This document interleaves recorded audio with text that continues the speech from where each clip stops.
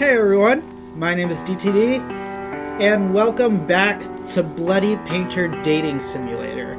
So the first video was very interesting. This game is weird and graphic, but I'm liking it. So let's just get back into the game and see what becomes of our protagonist.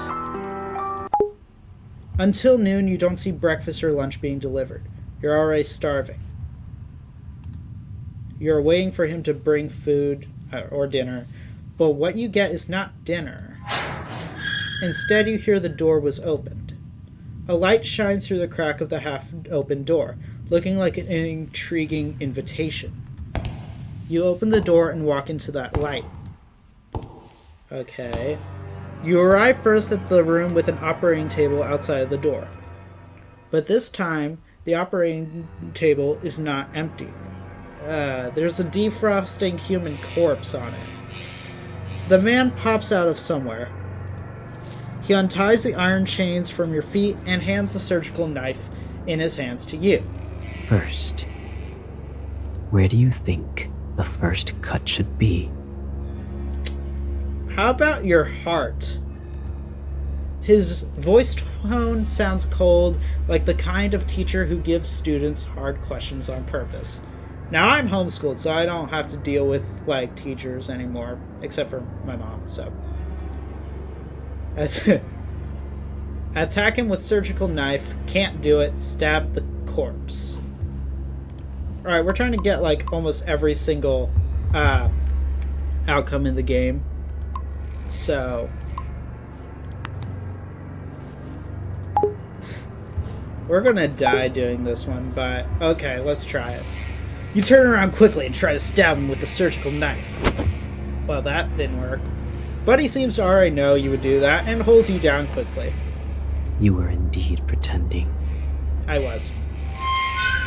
He locks you back in the small room you were in, where there is no such chance ever again after that, and you can only eat the meal he sends every day and wait for the 7th day to come. Bad ending, 6 out of 4. I'm not saying that. Well, we died. I'm not surprised, but I can't do it. You can't hurt innocent people, even if it's a corpse. It's just a dead body. Stay alive, bro, but whatever. But if you don't cut it, the man will know you're just pretending to admire his artwork to survive.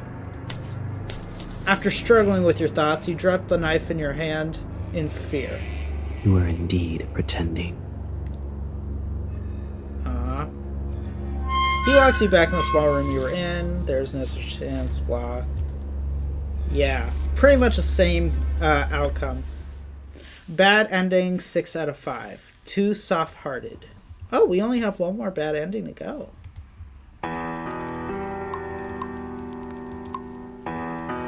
Glowed. Stab the corpse. Let's do it. Maybe beautiful works always come... Hold on. Maybe beautiful works always come with some sacrifices. Without hesitation, you stab the abdomen of the corpse with the knife. Wow. But due to lack of professionalism, the lines you cut are crooked and ugly. Actually, I'm an artist myself, so that would never happen. And this is when he gets close behind your back and holds your hand. What? Nice music, though. That was sudden. You're both holding the surgical knife, like you two are cutting a cake together. Maybe we are, if you know what I mean. With his hand, the lines you cut become smooth and clean. It's almost beautiful if it wasn't, so, horrifyingly disgusting and whatnot. You can smell an ocean perfume on him due to how close you are. It seems to be sprayed to cover up the smell of formalin. You can feel his warmth with your back, but his fingers are a little cold. Bad circulation as well. Trust me, I can relate. He's focusing on cutting the corpse, and your hand keeps moving under his lead. He could have killed you or ignored you, but he didn't. You start to speculate on the purpose of his behaviors. Could it be that he wants someone who can ignore the cruelty in process and understand him? Huh. You think. After the happy creative time ends, you're locked in the room you were in. You go to sleep to end the day. Aww. That was sweet. Sort of. Until noon, you don't see breakfast or lunch being delivered. Wow, we're hungry. You're already starving. You notice that something is shining at the corner. Ooh, a key. It seems like the man accidentally dropped it last night. Wait, but he didn't even come in here. Yeah, whatever. Don't question it. You open the door with the key. You go past the operating table where you two spent creative time together last night, the display room. Then you discover that there are unnatural even marks from one wall to the corner. You find a trapdoor. After pushing the trapdoor, you see a normal basement storage room. At the corner of the storage room, you see a stair that goes up. Alright, we're getting out of here. It turns out this is really an underground secret room. Or it's just a basement. Hidden layer by layer with trapdoor. No wonder the sound installation's so good. You walk up the stairs and see a heavy wooden board. You push it hard. What catches your eye is the interior of a cozy cabin. Then you realize the heavy wooden board you just pushed is the back of a bookcase. How did we push that without, knocking everything over? You look around and find that there are insect specimens everywhere in the cabin, and there's also a reindeer head specimen hanging on the wall. Then you walk into the living room. Aww, he's so adorable, sitting on the couch. Oh my gosh! What the girl's probably thinking. You see a young man with a handsome face and pale skin lying on the sofa. The ocean-scented perfume and the faint smell of formalin emanates from his body. What the heck is formalin? I gotta look that up later. It's him! He is the masked man who kidnapped you, but he's not wearing a mask at this time. Also, in case you're wondering, the weird grammar is just because it's translated from Japanese to English. Ooh, music. His sleeping face has a ferocious expression. His neck is sweating and he seems to be trembling. It looks like he's sick. At this time, you decide to take the opportunity to escape, stay, and take care of him? Why would I do that? Why in the world would I do that? Of course I'm going to escape. If you don't run away now, then when? Oh, we're in a forest. You open the door and find a forest with heavy snow outside. You remember why you came here. You were traveling alone. Okay, backstory time. In the evening, your car hit a deer on the forest road and then stalled.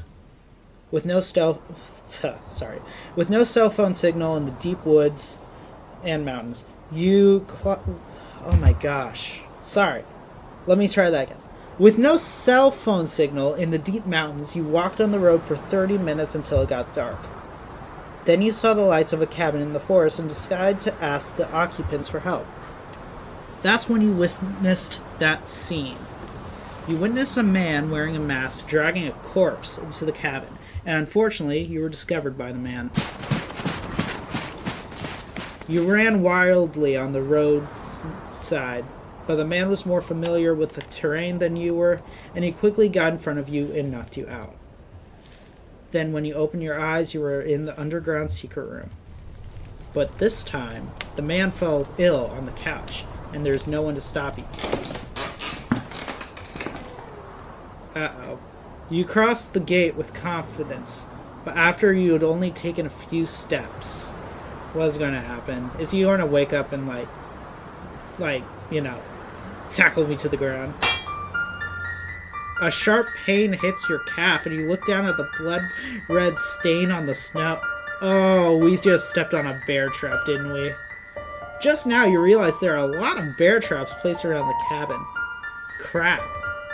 And it was difficult for you to identify them because they were covered by the snow. Oh no. The unstoppable pain makes you fall forward towards the snow in front of you. Oh no! As more bear traps are triggered, you're no longer you. You're an unrecognizable piece of flesh. Oh gosh. The snow has dyed even brighter red, and you can only wait for the wolves to eat up your remains. Bad endings. 6 out of 6. Beware of traps. So wait, is that all the bad endings? We can't die anymore. Alright. That's good. Look at that. We're not gonna die ever again. Stay and take care of him, I guess. You can't bear to leave him alone, so you reach out and touch his forehead. Whoa, so hot. I'm pretty sure she's not just talking about his temperature. You try to find something that you can cool him down with. Let's investigate. Living room, kitchen, and the investigation. Living room. The living room is spotlessly clean. Where to investigate next? The man, sofa, specimens, photo frame. The man. His expression is ferocious. He seems to be in pain. He's still having a fever. Where to investigate next? Sofa. You don't think it's You don't think it's good for a patient to sleep on the sofa. But you can't move him with your strength. Where to investigate next? Specimens. It feels like he did them all. The workmanship of these specimens is exquisite. Hey, look, HC. October 31st, 2002. Okay. Where to investigate next? Photo frame. There's a photo frame on the shelf. It's a photo of him standing at the entrance of the Judical Mental Hospital with a man in a doctor's robe. Okay, hold on. Let me just say something. Okay, so I wish I could turn down this music real quick. Hold on, let me okay, hold on. Alright, so let me just explain something. So this is a reference to another creepypasta. So the Bloody Painter creepypasta is often like connected to another creepypasta about a character called Judge Angels. Basically, she's like she's a girl who lives with like her rich parents, like her dad's a judge or something, and like she has this weird like eye defect or whatever, which makes her eyes like completely black, like she doesn't have pupils or anything. She has better eyesight than most people, but like the story goes, for time's sake and for the video's sake, I won't explain all of it, but basically her dad doesn't like her, and so he locks her up. She doesn't like that, so she tries to escape, gets caught by her dad. Her dad kills her mom, and then she kills her dad with a sword that he had that supposedly belonged to an angel. And so she's going out kind of Punisher-esque with an angel sword and calling herself Judge Angels. Now, this is a reference to that, because I think, if I remember correctly, they met at a mental hospital because she got caught or something like that. There's also another character that they're connected to. I think her name's Nurse Anne or something like that. But yeah, just wanted to point that out. Yeah, see, a Judical Mental Hospital? Yeah. Where to investigate next? Shelf. Cocoa powder or locked doy? Locked box. Cocoa powder. There is a jar of cocoa powder and a cup on it. Let's make him a cup of cocoa. Bro, he kidnapped you. He's a murderer and you're making him some cocoa? The most loving thing you could do for him is call the police. That's probably the most loving thing you could do. Where to investigate next? Locked box. There's a box with a combination lock on the shelf. Oh, okay. It's gotta be... shoot. So, hold on. It was October 31st. Let's try that again.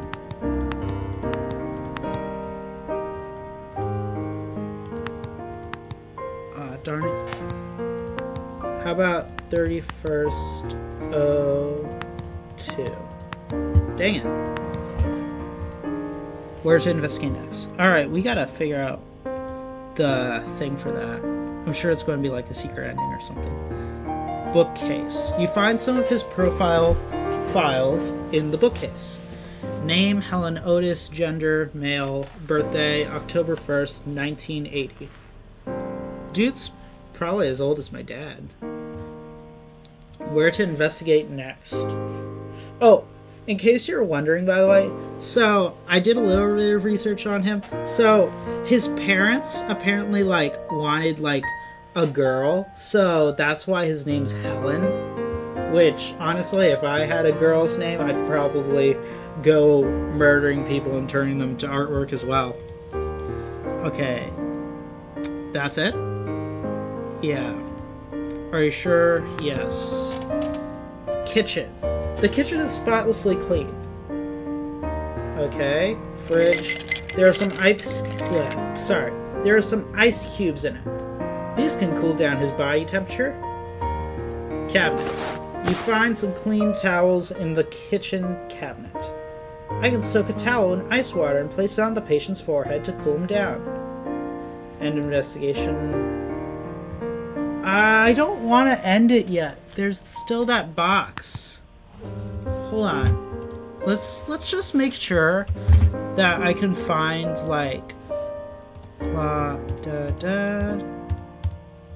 sofa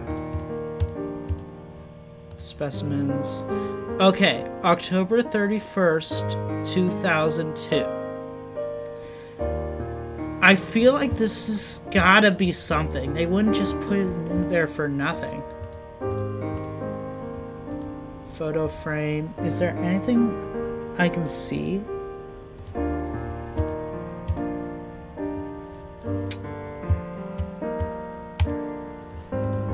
There's logbooks. Okay, it's gotta be... let's see. Okay, he was born in 1980, right? Dang it. October 1st, 1980. Oh, I got it! There's a note in the box that says... What? I wonder what it means. We will come back to that, okay? Oh, shoot. Hold on, I do have a... save for this. Okay. Alright. Okay, so that's something interesting. I will check out in the third and last video, okay? End investigation. Are you sure? Yes. You return to the living room, wring out the excess water from a towel soaked in ice water, and place it on his forehead. His ferocious expression gradually softened. You once again notice his fair skin and long eyelashes and his slightly curly black hair. If you don't say he is a murderer, his sleeping face looks very harmless now. After a while... Oh, he's surprised. He wakes up to the scent of you brewing cocoa and sits up on the couch. That is the face of the man who's thinking, oops. I forgot to do something, didn't I? He looks a little shocked. He looks around quickly and seems to understand what is going on. Yeah, you're simping for him. Why are you doing this? Did you not just hear me? I'm simping for you, apparently. I want... Bad grammar. I want to ask myself that, too. Okay. You saw me faint and didn't choose to run away. Well, if I had, I would have become Beartrap. That's like Springtrap, but with bears. You're such a weirdo. Stop calling me that. Is there anyone weirder than you in this house? Why are you treating him like he's like your long-lost friend or something? You can't help but...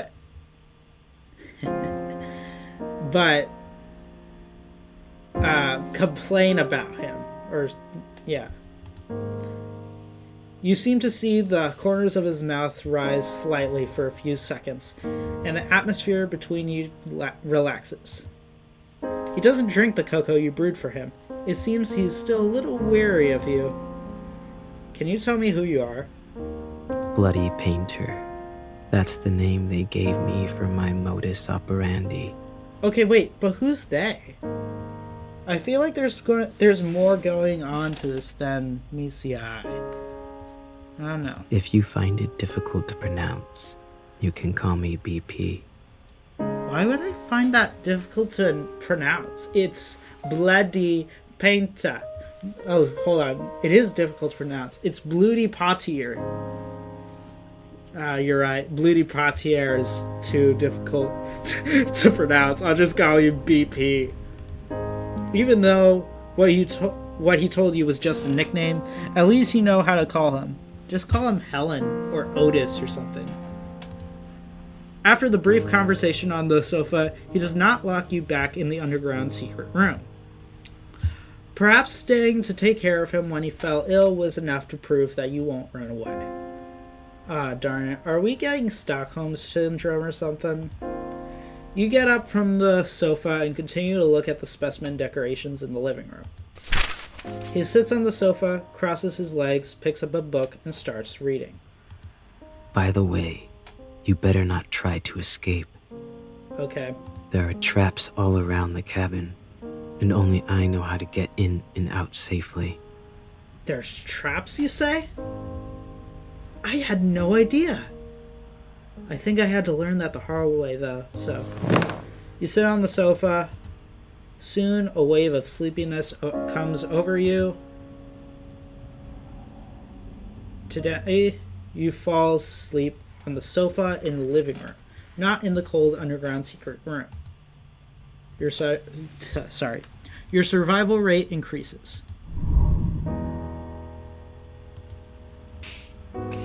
Okay, so that is where I'm going to be quitting for now.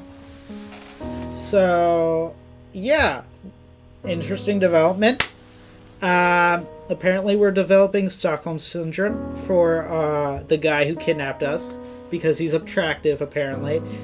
That secret code or something, I will check out. I promise.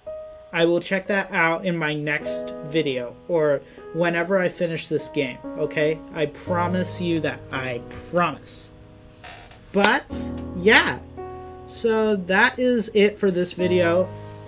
Part 3 coming soon. So thanks for watching. My name is DTD. Be sure to like and subscribe. Check out my other videos. Be sure to tell a friend about the channel and tell that friend to tell a friend about the channel. Thanks for watching.